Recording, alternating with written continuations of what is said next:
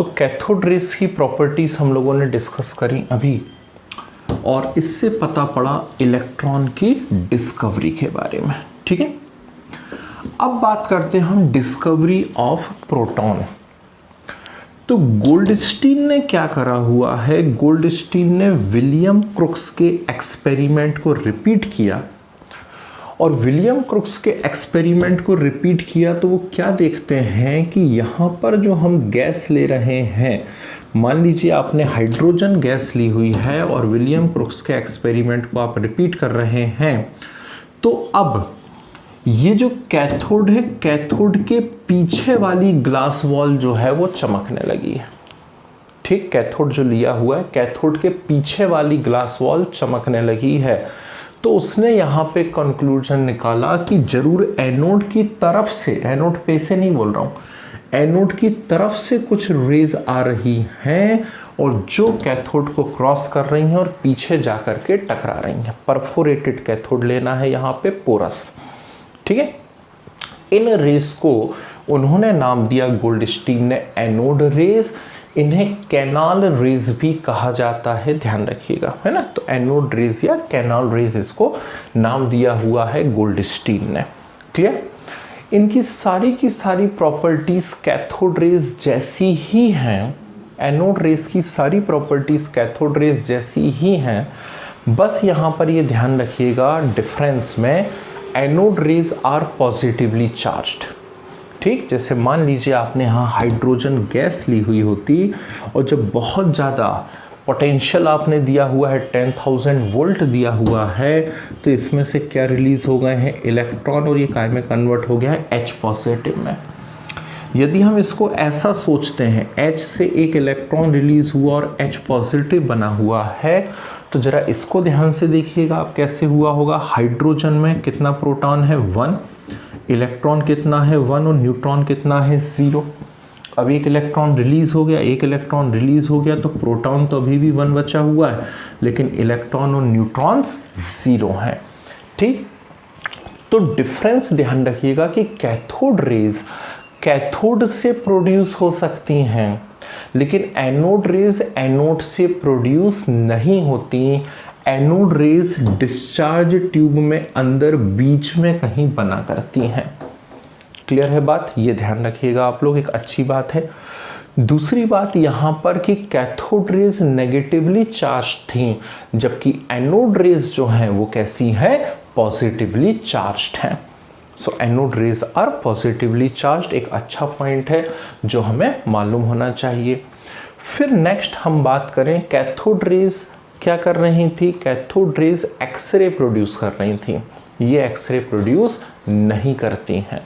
ठीक है ना, वो इलेक्ट्रिकल फील्ड में किस तरफ जा रही थी, पॉजिटिव टर्मिनल की तरफ। ये कहाँ पर जाती हैं, नेगेटिव टर्मिनल की तरफ जाती हैं। क्लियर है, तो ये कुछ डिफरेंस है कैथोड रेज और एनोड रेज में। बाकी सारी की सारी प्रॉपर्टीज इनकी कैसी हैं, सिमिलर हैं। क्लियर है बात, ठीक है ना। अब सुनिए ध्यान से जो मैं बात बोलने जा रहा हूँ। नेक्स्ट कंसेप्ट जो हम यहाँ डिस्कस करने जा रहे हैं, that is discovery of neutron. अब न्यूट्रॉन की डिस्कवरी कैसे हुई, तो जब हम डाल्टन्स एटॉमिक थ्योरी पढ़ते हैं, तो डाल्टन्स एटॉमिक थ्योरी में कहीं पर एक पॉइंट आया करता था कि atom can neither be created nor destroy. ठीक है ना, उन्होंने ऐसा सोचा था, उन्होंने ऐसा बोला था डाल्टन ने कि एटम को आप ना क्रिएट कर सकते हैं ना डिस्ट्रॉय कर सकते हैं। लेकिन बाद में क्या हुआ कि रदरफोर्ड ने एक्सपेरिमेंट करना चालू करे। ठीक, फिर हम देखते ही हैं कि मैडम क्यूरी आ गई, उनके हस्बैंड आ गए, फिर मैडम क्यूरी की बेटी आ गई आयरीन क्यूरी। ठीक है ना, और इन्होंने बहुत सारे रेडियो एक्टिविटी से रिलेटेड एक्सपेरिमेंट करे हुए हैं। ठीक, और रेडियो एक्टिविटी से रिलेटेड जब इन्होंने एक्सपेरिमेंट किए हुए हैं तो वहाँ पर एक नई चीज़ डिस्कवर हुई, रदरफोर्ड ने किया हुआ, that is known as artificial transmutation. ध्यान से सुनिएगा, क्या, आर्टिफिशियल ट्रांसम्यूटेशन। आर्टिफिशियल ट्रांसम्यूटेशन से मीनिंग क्या होता है, आर्टिफिशियल ट्रांसम्यूटेशन से मीनिंग होता है एक एलिमेंट को दूसरे में कन्वर्ट करना। ठीक, तो आर्टिफिशियल ट्रांसम्यूटेशन के एक्सपेरिमेंट किसने किए हुए थे? सबसे पहले रदरफोर्ड ने किए हुए थे। अब चैडविक ने उसी के एक्सपेरिमेंट को आगे बढ़ाया। आईआईटी का क्वेश्चन ध्यान से देखिएगा, चैडविक ने रदरफोर्ड के एक्सपेरिमेंट को ही आगे बढ़ाया। उन्होंने लिया बेरिलियम B49 और इस बेरिलियम पर उन्होंने कराई अल्फा पार्टिकल की बम्बार्डमेंट।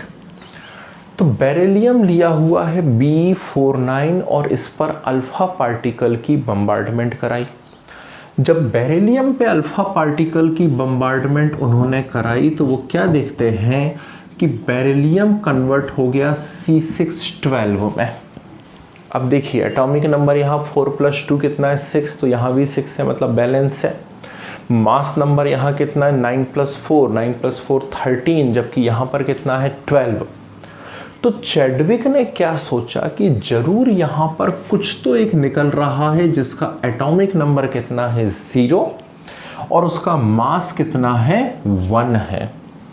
ये जो एक नया पार्टिकल वहाँ पता पड़ा चैडविक को, जब उसने आगे स्टडी करी तो उसे पता पड़ा कि ये पार्टिकल इलेक्ट्रिकली न्यूट्रल है। कैसा है ये? इलेक्ट्रिकली न्यूट्रल है। और क्योंकि ये पार्टिकल इलेक्ट्रिकली न्यूट्रल निकला, इसीलिए चैडविक ने उसे क्या नाम दिया? न्यूट्रॉन नाम दिया। समझ रहे बात को? तो ये जो इक्वेशन लिखी हुई है ये बहुत इंपॉर्टेंट इक्वेशन है कॉम्पिटिटिव के नज़रिए से। कृपया करके इसे ध्यान रखिएगा, ये बहुत काम आएगी आपके। ठीक है, तो बेरिलियम पे अल्फा पार्टिकल की बम्बार्डमेंट से सबसे पहले क्या डिस्कवर हुआ था? न्यूट्रॉन डिस्कवर हुआ था। ठीक, इसमें एक और पैरेलल रिएक्शन भी दी जाती है साथ में, कभी कभी बोरॉन लिया हुआ है। ठीक, बोरॉन 511 और इस पे अल्फा पार्टिकल की बम्बार्डमेंट हो जाए तो यदि बोरॉन के ऊपर अल्फा पार्टिकल की बम्बार्डमेंट होती है तो ये कन्वर्ट हो जाएगा N714। अब चेक करिए, यहाँ पर एटॉमिक नंबर 5 + 2 7, यहाँ भी कितना है? 7, बैलेंस है। 11 + 4 कितना होता है? 15, जबकि यहाँ कितना है? 14। यानी कोई एक चीज़ निकल रही है जिसका नंबर तो कैसा है? 0, लेकिन मास कितना है? 1, और वो कौन है? न्यूट्रॉन है। क्लियर? तो ये मैंने आपको बताया यहाँ पर कि इलेक्ट्रॉन, प्रोटॉन और न्यूट्रॉन की डिस्कवरी कैसे हुई। ठीक, ये आपकी बुक के अकॉर्डिंग यदि देखेंगे तो ये फर्स्ट पार्ट है आपकी बुक का, लेकिन जब मैं पढ़ाता हूँ तो मैं इसे सेकंड पार्ट में पढ़ाता हूँ। थोड़ा सा बोरिंग जरूर है पढ़ने के हिसाब से, लेकिन इसमें क्वेश्चंस बड़े तगड़े बनते हैं कॉम्पिटिटिव के अंदर। ठीक, क्योंकि ज़्यादातर बच्चे छोड़ देते हैं इस पार्ट को, अरे उन्होंने कहा क्या पढ़ाना यार, ये तो 11th लेवल की बातें हैं, स्कूल एग्ज़ाम में आ जाएगा कैथोड रेज की प्रॉपर्टी लिखो या एनोड की प्रॉपर्टी लिखो। तो ऐसा नहीं है। ठीक, ज़रा सतर्क रहिएगा। जैसे मैंने आपको एक रिलेशन बताया, mass of electron in motion, ठीक है ना, तो mass of electron in motion एक बहुत इम्पॉर्टेंट ठीक फार्मूला है, वो आपको मालूम होना चाहिए। ठीक, E/m आपको मालूम होना चाहिए कितना होता है इलेक्ट्रॉन का। तो यहाँ पर हम इलेक्ट्रॉन, प्रोटॉन और न्यूट्रॉन की कुछ कंपैरेटिव स्टडी करने जा रहे हैं। ठीक, एक बहुत प्यारा सा मैं चार्ट बता रहा हूँ आप लोगों को, ज़रा ध्यान रखिएगा कि किस प्रकार से वो चार्ट आएगा। यहाँ देखिए, हम ले रहे हैं पार्टिकल्स, फंडामेंटल पार्टिकल्स कौन कौन से हम लेंगे, इसके बाद इनके सिंबल, सिंबल के बाद मैं यहां पर लेता हूं चार्ज। ठीक, चार्ज को 3 टाइप से हम शो करेंगे, कूलम्बिक चार्ज, कूलम्बिक चार्ज के बाद ESU इलेक्ट्रोस्टैटिक यूनिट, और फाइनली यूनिट चार्ज। ठीक है, फिर मैं आगे बात करता हूं मास के बारे में।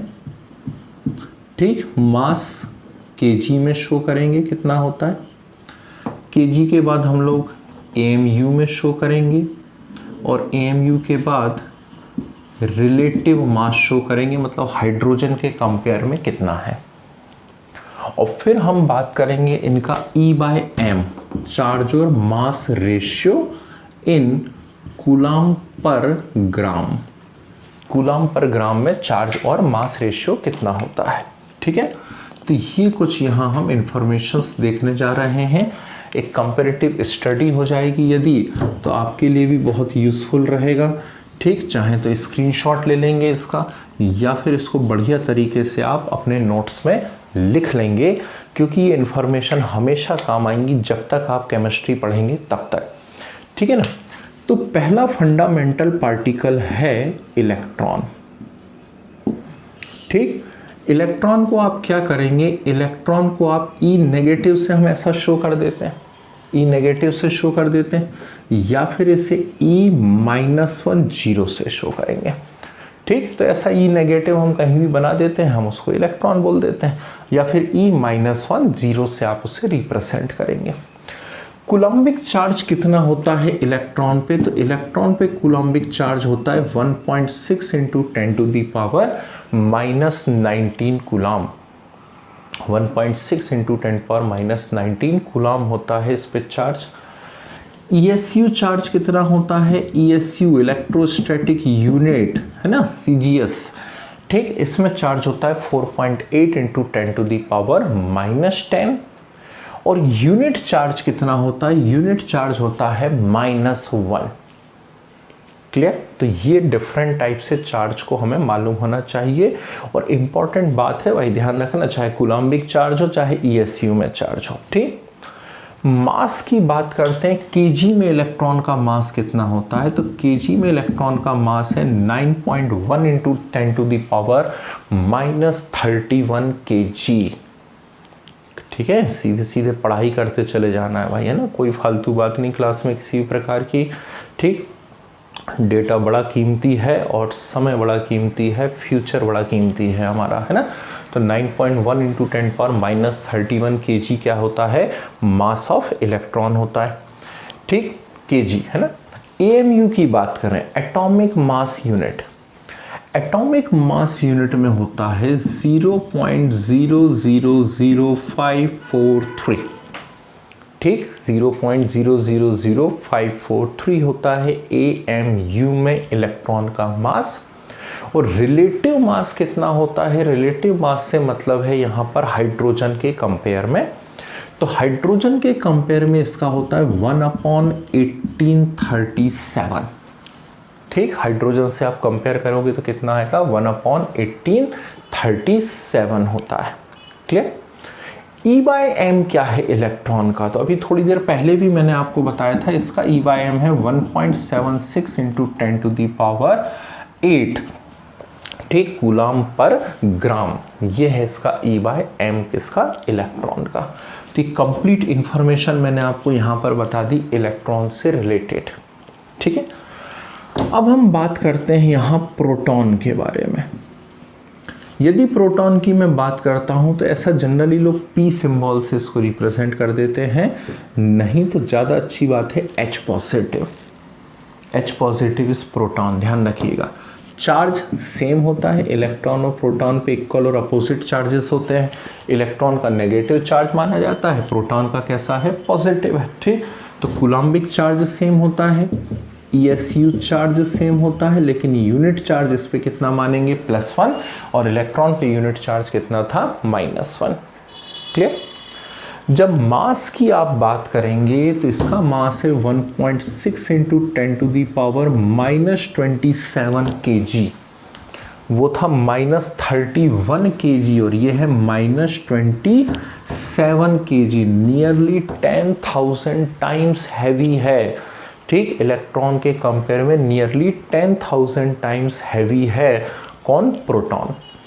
AMU में यदि आप बात करते हैं तो 1.007 AMU, और relative mass nearly equal to 1, यानी हाइड्रोजन के लगभग बराबर है किसका मास, प्रोटॉन का मास। ठीक है ना। E/m कितना होता है, तो इसका E/m होता है 9.56 × 10⁴। ये है E/m ऑफ प्रोटॉन। तो ये प्रोटॉन से रिलेटेड सारी इंफॉर्मेशंस हो गई, आपको ध्यान रखना चाहिए। लास्ट यहाँ पर आता है न्यूट्रॉन। ठीक, न्यूट्रॉन को इन जनरल n से ही रिप्रेजेंट कर देते हैं, नहीं तो ज़्यादा सही सिंबल N01 है, ध्यान रखिएगा, अभी थोड़ी देर पहले हम बात कर रहे थे। ठीक, नेट चार्ज जो है न्यूट्रॉन पे कैसा होता है, zero. Net charge on neutron is zero.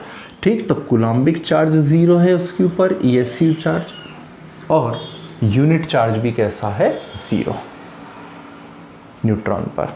ठीक है, मास की हम बात करें तो प्रोटॉन न्यूट्रॉन के मास ऑलमोस्ट इक्वल होते हैं, मतलब आप यहाँ पे 1.6 × 10⁻27 kg लिख सकते हैं, कोई दिक्कत नहीं है। और जब ANU की बात करेंगे तो कितना कहेंगे, 1.008, कोई बहुत बड़ा डिफरेंस नहीं आ रहा है, ठीक है ना। और रिलेटिव मास इक्वल टू 1। ठीक, E/m कितना होगा न्यूट्रॉन के लिए, जल्दी से बता दीजिए।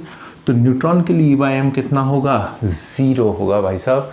क्यों होगा 0, क्योंकि न्यूट्रॉन का चार्ज कैसा है, 0 है ना, तो E/m भी कैसा आ जाएगा, उसका 0 आ जाएगा। क्लियर है यहाँ तक बात है। तो इस चार्ट का आप स्क्रीनशॉट ले लीजिए या तो, या नोट्स में बढ़िया तरीके से इसको बना लीजिए, क्योंकि ये बहुत काम आने वाला है आपको। इलेक्ट्रॉन, प्रोटॉन और न्यूट्रॉन का पूरा डिटेल मैंने आपको बता दिया। ठीक, अब जब तक आप केमिस्ट्री पढ़ेंगे तब तक इसको आप यूज़ करते रहिएगा। क्लियर है बात, ठीक है ना। चलिए, तो इलेक्ट्रॉन डिस्कवर्ड हो गया है आज, प्रोटॉन भी डिस्कवर हो गया है, न्यूट्रॉन डिस्कवर हो गया है, नोबेल प्राइज़ आप लोगों को मिलने ही वाला है, ठीक है ना। बस लगे रहिए इसी प्रकार से और अगले कंसेप्ट पे पहुंचिए बिना टाइम खराब करे। ठीक, पहले भी बोल रहा हूँ, क्लास बहुत इम्पॉर्टेंट है, टाइम बहुत इम्पॉर्टेंट है ना। तो कोई फालतू बातें नहीं क्लास के अंदर, सिर्फ और सिर्फ पढ़ाई। तो इसीलिए हम तुरंत बिना टाइम खराब करें नेक्स्ट कंसेप्ट पर पहुंच रहे हैं, और वो है atomic number.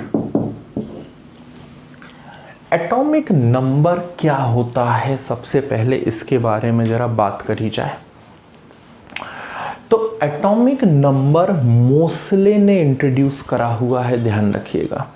Atomic number introduce by Mosle, और मोसले इक्वेशन क्या है, मोसले इक्वेशन है √μ = a × z-b। ये मोसले इक्वेशन होती है, आपको ध्यान रहना चाहिए। ठीक, इस इक्वेशन को हम ऐसा लिखेंगे √μ = az-ab या √μ = -ab + az। क्लियर। बहुत सारे ग्राफ मैं आप लोगों को सिखाऊंगा, अभी बिल्कुल एकदम स्टार्टिंग है, इसलिए ग्राफ थोड़ा सा आपको समझने में प्रॉब्लम होगी। यहाँ स्ट्रेट लाइन इक्वेशन लगाई जाती, y = c + mx हम लोग बोला करते हैं। ठीक तो जब स्ट्रेट लाइन इक्वेशन लगाई जाती है तो इनका क्या क्या मीनिंग होता है वो सीखेगा। 12th में तो बहुत यूज़ होती है स्ट्रेट लाइन इक्वेशन, और 11th में अभी धीरे धीरे आज भी सीख लीजिए आप। इसके बाद मैं आपको इसमें करीब 25 से 30 ग्राफ की प्रॉब्लम्स करवाऊंगा इसी यूनिट के अंदर, क्योंकि बहुत पढ़ना बाकी है अभी। फोटो इलेक्ट्रिक इफेक्ट और स्पेक्ट्रम और जाने कितनी चीज़ें आएंगी, तो उसमें हम इसको और एक्सप्लेन करेंगे ग्राफ को। बाकी फिर आपके मैथ्स और फिजिक्स के टीचर तो बताएंगे ही आपको कि अलग अलग ग्राफ कैसे बनाए जाते हैं, क्या करना है उसके अंदर। तो ये y शो करता है अलोंग y एक्सिस, और x शो करता है अलोंग x एक्सिस, है ना। तो सबसे पहले तो इसे बना लिया जाए कि y एक्सिस पे कौन आने वाला है, √μ। न्यू बोलने का इसको, न्यू कौन है यहाँ पर, न्यू है फ्रीक्वेंसी। ठीक है, न्यू कौन है यहाँ पर, फ्रीक्वेंसी है, तो √μ y एक्सिस पे आ गया। x एक्सिस पे कौन आ रहा है, z। z कौन है भाई, z है यहाँ atomic number, z atomic number है। ठीक, a और b कौन नज़र आ रहे हैं यहाँ पर, तो ये जो a और b नज़र आ रहे हैं ये कांस्टेंट है, मोसले ने इंट्रोड्यूस करे हुए हैं, ये कांस्टेंट है। क्लियर है बात। तो जब हम इसका ग्राफ बनाते हैं तो ये स्ट्रेट लाइन इक्वेशन है, यानी कि स्ट्रेट लाइन बनेगी। अब स्ट्रेट लाइन की बहुत सारी वैरायटी होती है, ऊपर से नीचे जाती है, नीचे से ऊपर जाती है, ओरिजिन से स्टार्ट होती है, यहाँ से स्टार्ट होती है, यहाँ से स्टार्ट होती है। तो मैं थोड़ा सा सिखाने की कोशिश करता हूँ, क्योंकि अभी आपको मेरी रिस्पॉन्सिबिलिटी नहीं बनती है ये पूरा आपको स्ट्रेट लाइन इक्वेशन की एप्लीकेशन सिखाना, ठीक। आपके मैथ्स या फिजिक्स के टीचर आपको बताएंगे, पर जो मेरे काम का है वो मैं बता देता हूँ। z का जो मल्टीपल होता है, ठीक, यानी x का जो मल्टीपल है m, वो होता है स्ट्रेट लाइन का स्लोप, ठीक। ऊपर से नीचे जा रही है, नीचे से ऊपर जा रही है, वो स्लोप होता है उसका, ठीक है ना। tan थीटा से भी आप कैलकुलेट कर सकते हैं उसे। अब कैसे पहचानेंगे कि लाइन ऊपर से नीचे जा रही है, नीचे से ऊपर जा रही है? ध्यान से सुनिएगा। यदि ये m पॉजिटिव है, कैसा है, पॉजिटिव है, तो लाइन नीचे से ऊपर जाएगी, और यदि ये नेगेटिव है तो लाइन ऊपर से नीचे जाएगी, ऐसे। तो एक बात तो कंफर्म हो गई कि ये लाइन नीचे से ऊपर जाने वाली है। इतनी बात समझ में आ गई सभी लोगों को, ठीक। अगली बात सुनिए, ये C क्या होता है? C होता है इंटरसेप्ट। इंटरसेप्ट का मीनिंग क्या होता है? यदि C की जगह कुछ नहीं है, ध्यान से सुनिएगा, यदि C की जगह कुछ नहीं है, यहाँ यदि कुछ नहीं होता है ना, C होता ही नहीं, सिर्फ इक्वेशन बन जाती y = mx, C की जगह कुछ नहीं आ रहा होता, ठीक। तो फिर हमेशा जो स्ट्रेट लाइन बनती है वो ओरिजिन से चालू होती है।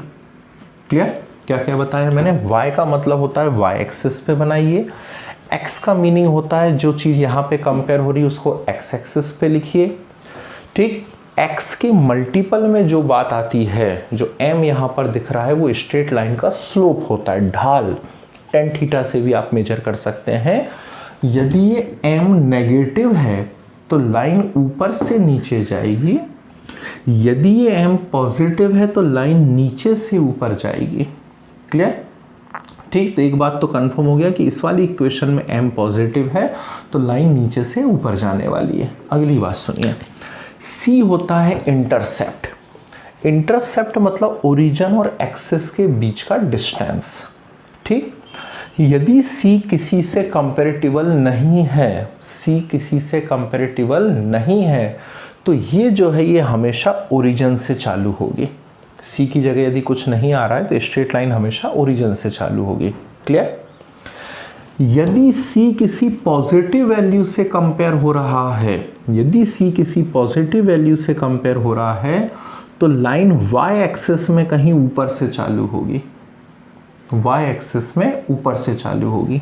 और C यदि किसी नेगेटिव वैल्यू से कंपेयर हो रहा है तो लाइन x एक्सिस में कहीं आगे से चालू होगी।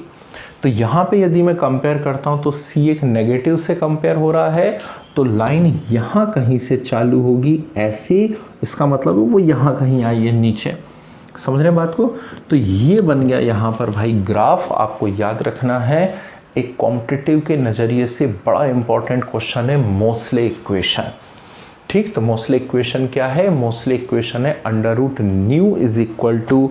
a × z - v, where nu is frequency, z is atomic number and a and b are constant। Clear है बात? तो बात फिर वहीं घूम फिर करके आ गई, व्हाट इज एटॉमिक नंबर। तो हमारे पास जो IUPAC का तरीका है रिप्रेजेंट करने का, कि ऐसे रिप्रेजेंट करा जाता है XZA। अब इसका क्या मीनिंग होता है XZA का? यहाँ X किसी भी एलिमेंट को बता रहा है, जो लेफ्ट साइड नीचे लिखा हुआ है वो उसका एटॉमिक नंबर है, और जो लेफ्ट साइड ऊपर लिखा हुआ है वो उसका मास नंबर है। ध्यान रखिएगा। तो X एलिमेंट है, लेफ्ट साइड नीचे उसका एटॉमिक नंबर है, और लेफ्ट साइड ऊपर क्या है? उसका मास नंबर है, ठीक है। एटॉमिक नंबर क्या होता है? तो एटॉमिक नंबर होता है नंबर ऑफ प्रोटॉन्स। कभी भी नंबर ऑफ इलेक्ट्रॉन को एटॉमिक नंबर नहीं बोलिएगा। क्यों नहीं बोलिएगा? ध्यान रखिए, अभी अभी आप स्टार्ट कर रहे हैं केमिस्ट्री सीखना, 11th में आए हैं ताजे ताजे आप लोग, तो इलेक्ट्रॉन के नंबर को एटॉमिक नंबर इसलिए नहीं बोलना क्योंकि किसी भी एलिमेंट की पहचान होती है उसका एटॉमिक नंबर। हाइड्रोजन का 1 है, कार्बन का 6 है, सोडियम का 11 है, और एटॉमिक नंबर हमेशा कांस्टेंट होता है, ये वेरी नहीं कर सकता, चेंज नहीं कर सकता, ठीक। लेकिन हम जानते हैं कि इलेक्ट्रॉन डोनेट भी किए जा सकते हैं और रिसीव भी किए जा सकते हैं। तो इलेक्ट्रॉन के नंबर तो वेरिएबल्स हैं, ठीक है ना, लेकिन एटॉमिक नंबर हमेशा कैसा रहता है, कांस्टेंट। इसीलिए प्रोटॉन ना दिए जा सकते हैं ना लिए जा सकते हैं। न्यूक्लियस में से निकाल के किसी को प्रोटॉन मत दे देना, नहीं तो हिरोशिमा नागासाकी बन जाएगा मोहल्ले में, ठीक है ना। तो इसीलिए कैसे होते हैं, हमेशा कांस्टेंट होते हैं। लेकिन एक न्यूट्रल एटम की बात करें तो हमेशा याद रखिएगा, न्यूट्रल एटम में प्रोटॉन और इलेक्ट्रॉन के नंबर्स इक्वल होते हैं। भले ही नंबर इक्वल हैं, लेकिन फिर भी atomic number means number of electrons नहीं कहलाएगा, वो नंबर ऑफ प्रोटॉन ही कहलाएगा, ध्यान रखना है, ठीक। दूसरी बात, मास नंबर ए क्या होता है, ए होता है न्यूट्रॉन प्लस प्रोटॉन, ठीक, न्यूट्रॉन प्लस प्रोटॉन, है ना। एक मैं अगली टर्म यूज करूंगा नेक्स्ट वीडियो में, न्यूक्लियॉन्स। तो न्यूक्लियॉन्स क्या होते हैं, न्यूक्लियॉन्स होते हैं न्यूट्रॉन प्लस प्रोटॉन, ठीक है ना। तो A is equal to N plus P. तो यदि मुझे न्यूट्रॉन निकालना है तो न्यूट्रॉन कैसे निकलेगा, ए माइनस पी। पी मतलब क्या है, जेड, तो न्यूट्रॉन निकलेगा A minus Z. Means mass number में से एटॉमिक नंबर को माइनस कर दीजिए। यदि मास नंबर में से एटॉमिक नंबर को आप माइनस कर देंगे तो आपको क्या मिल जाएंगे, न्यूट्रॉन्स मिल जाएंगे। आ रही है बात समझ में, ठीक। 2-3 एग्जांपल्स मैं आपको यहाँ पर बताने की कोशिश करता हूँ, जरा ध्यान से देखिएगा, ठीक है ना। चलिए इससे हम लोग हटा देते हैं अब, है ना, ग्राफ आपके काम का था। मान लीजिए मैं आपके सामने लेता हूँ Na1123, तो इसका एटॉमिक नंबर 11 है, मीन्स प्रोटॉन कितने हैं इसमें, 11। जितने प्रोटॉन होते हैं हमेशा उतने ही इलेक्ट्रॉन होते हैं, तो इलेक्ट्रॉन भी कितने हो गए, 11। और न्यूट्रॉन की यदि मैं बात करता हूँ तो 23 माइनस 11 दैट इज 12। तो इसमें 11 प्रोटॉन्स मिले, 11 इलेक्ट्रॉन्स मिले, और न्यूट्रॉन्स कितने मिले मुझे, 12 न्यूट्रॉन्स मिले, ध्यान रखिएगा। अब मुझे मालूम है प्रोटॉन पे यूनिट चार्ज कितना है, +1। तो एक प्रोटॉन पे +1 है तो 11 पे कितना हो जाएगा, +11।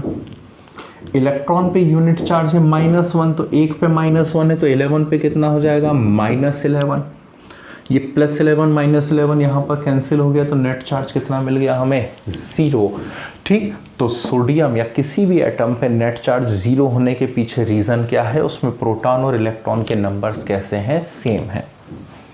मान लीजिए सोडियम 1 इलेक्ट्रॉन डोनेट कर देता है। यदि 1 इलेक्ट्रॉन डोनेट कर देता है तो प्रोटॉन तो अभी भी 11 ही रहेंगे, है ना, यानी चार्ज +11 ही रहेगा। लेकिन 1 इलेक्ट्रॉन डोनेट कर दिया तो अब इलेक्ट्रॉन कितने बचे, 10, तो चार्ज कितना हो गया, -10। न्यूट्रॉन भी चेंज नहीं हो सकते, न्यूट्रॉन भी उतने ही रहेंगे। तो अब +11 और -10, और +11 और -10 मतलब इसके ऊपर अब कितना चार्ज आ जाएगा, +1 चार्ज आ जाएगा। तो इलेक्ट्रॉन के डोनेट करने से पॉजिटिव चार्ज क्यों आता है, कैटायन क्यों बन जाता है, तो इलेक्ट्रॉन को डोनेट करने से पॉजिटिव चार्ज इसलिए आता है क्योंकि उस पर्टिकुलर आयन में इलेक्ट्रॉन के कंपेयर में पॉजिटिव चीज यानी प्रोटॉन्स के नंबर बढ़ जाते हैं, इसलिए उसके ऊपर कौन सा चार्ज आ जाता है, पॉजिटिव, ठीक। दूसरे एग्जांपल से सीखने की कोशिश करता हूँ। मान लीजिए मैं बात करता हूँ फास्फोरस की, P1531। अब यहाँ 15 एटॉमिक नंबर है, मतलब प्रोटॉन 15, तो चार्ज +15 हो गया। जितने प्रोटॉन होंगे, 50 बार बोल रहा हूँ, उतने ही इलेक्ट्रॉन्स होंगे, तो -15। और यहाँ पर न्यूट्रॉन 31 - 15 कितने हो गए, 16 हो गए। अब क्या करे, फास्फोरस जो है वो 3 इलेक्ट्रॉन्स को रिसीव कर ले। फास्फोरस यदि 3 इलेक्ट्रॉन को रिसीव कर ले तो प्रोटॉन तो उतने ही रहेंगे, लेकिन 3 इलेक्ट्रॉन रिसीव कर लेगा तो कितना हो जाएगा, -18 हो गया। और न्यूट्रॉन भी उतने ही रहेंगे, तो देखिएगा ध्यान से, +15 और -18, तो अब चार्ज कितना आ जाएगा, यहाँ पर चार्ज आ जाएगा -3। कितना आ जाएगा, -3 आ जाएगा। तो इलेक्ट्रॉन के लिए जाने पे नेगेटिव चार्ज क्यों आ रहा है, इलेक्ट्रॉन के लिए जाने पे नेगेटिव चार्ज इसलिए आ रहा है क्योंकि अब प्रोटॉन के कंपेयर में किसके नंबर्स इंक्रीज हो गए हैं, इलेक्ट्रॉन्स के नंबर इंक्रीज हो गए। ठीक, कैसा लिखूं, -3 ऐसा लिखूं या फिर ऐसा लिखूं कि दोनों सही है? ऐसे लिखना, नंबर पहले लिखना है, चार्ज बाद में बनाना है, ठीक है ना। 3 माइनस बोलते -3 है लेकिन एक्चुअल वो 3 नेगेटिव है। क्लियर? तो इस प्रकार से हम कैलकुलेशंस किया करते हैं। यदि मान लीजिए मैं आपको कोई बड़ी स्पीशीज़ दे देता हूँ और आपसे कहता हूँ चलो इसके अंदर total number of electron, proton और न्यूट्रॉन्स को आप मेजर करिए। ठीक, इलेक्ट्रॉन, प्रोटॉन, न्यूट्रॉन मेजर करना है किसी बड़ी स्पीशीज़ के अंदर। जैसे मान लीजिए मैं आपको दे देता हूँ CO2, ठीक है, CO2 दे दिया। Total number of electron, proton, neutron निकालने, तो क्या करोगे आप? लिखोगे इसको C+2O लिखा। C क्या है? C612 और O क्या है? 816, ठीक है। अब प्रोटॉन निकाले जाए तो इसका एटॉमिक नंबर 6 है तो 6, इसका 8 है तो 8, लेकिन 2 टाइम्स है तो 2 × 8 कितना आ गया? 22। ठीक, इलेक्ट्रॉन, जितने प्रोटॉन होते हैं उतने इलेक्ट्रॉन होते हैं भाई, तो इलेक्ट्रॉन भी 22। अब न्यूट्रॉन, 12 - 6 6 और 16 - 8 8, तो न्यूट्रॉन भी कितने हो गए? 22 22 22 प्रोटॉन, इलेक्ट्रॉन और न्यूट्रॉन्स हैं किसके अंदर? CO2 के अंदर। क्वेश्चन चेंज कर दिया, मैंने आपसे कहा CO3 - 2 में बताओ कितने इलेक्ट्रॉन, प्रोटॉन और न्यूट्रॉन्स हैं। अब CO3 - 2 में कैसे मेजर करेंगे? तो C+3O और ऊपर चार्ज कितना है? -2, ठीक है। C है C612 और ये है 816, ठीक। तो हम सबसे पहले प्रोटॉन मेजर कर लें। प्रोटॉन यहाँ पर कितने हैं? 6 + 3 × 8, ठीक, कितने हो गए? 30 हो गए। जितने प्रोटॉन होते हैं उतने ही इलेक्ट्रॉन होने चाहिए, तो इलेक्ट्रॉन भी कितने होने चाहिए इसके अंदर? 30 होने चाहिए। लेकिन अचानक नज़र पड़ी कि यार ऊपर -2 लगा हुआ है, और अभी अभी सिखाया कि नेगेटिव कब आता है? जब प्रोटॉन के कंपेयर में इलेक्ट्रॉन बढ़ जाते हैं। तो प्रोटॉन के कंपेयर में इलेक्ट्रॉन बढ़ गए हैं और कितना? 2 माइनस आया है 2, यानी जरूर 2 इलेक्ट्रॉन इंक्रीज हो गए। तो इनिशियली तो 30 थे, लेकिन 2 इंक्रीज हो गए तो कितने हो गए यहाँ? 32। क्लियर? और न्यूट्रॉन्स की बात करता हूँ तो 6 + 3 × 8, ये भी कितना आ गया? 30। तो इस प्रकार से आप मेज़र किया करते हैं इलेक्ट्रॉन, प्रोटॉन और न्यूट्रॉन्स को अलग अलग स्पीशीज में। क्लियर है बात? ठीक। तो नेक्स्ट वीडियो में हम डिस्कस करेंगे different atomic species, means isotope, isobar, isotone, isoelectronic etcetera. Clear है बात? ठीक है ना? चलिए।